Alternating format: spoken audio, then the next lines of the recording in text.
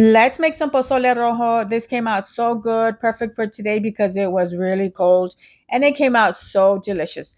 To begin with, in my pan, I'm going to add in some olive oil, and with my heat on a low, I'm going to add in 10 chile guajillo, 5 chile California, 5 chile anchos, 3 chile puya, and 4 chile de arbol. The chile de arbol is optional. You can add more or less.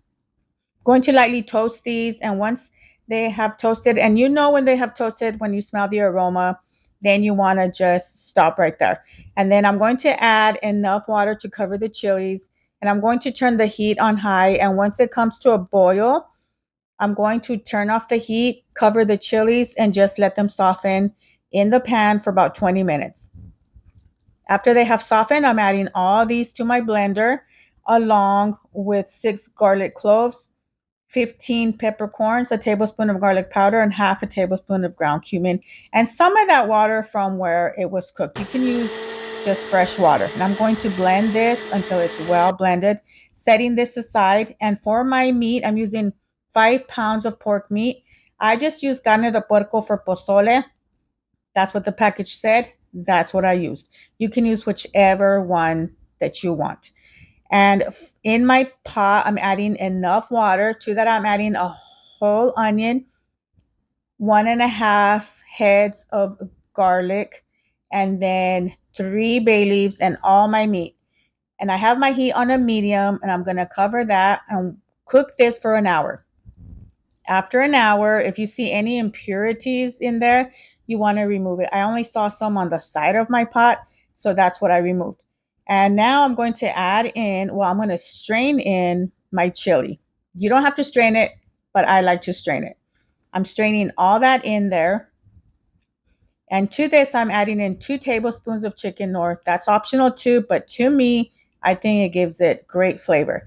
I'm going to just mix this, and then I'm going to add in a handful of oregano.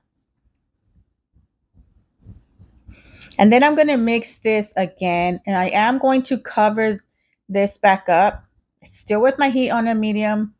And I'm going to continue to cook this for 2 hours. Cooking time does vary, okay? So you want to just keep an eye out. And once your meat is nice and tender, that's when you want to do this next part. Now I'm going to take out the onion, the garlic, and the bay leaves. And the hominy that I'm using is the Juanitas, the big can.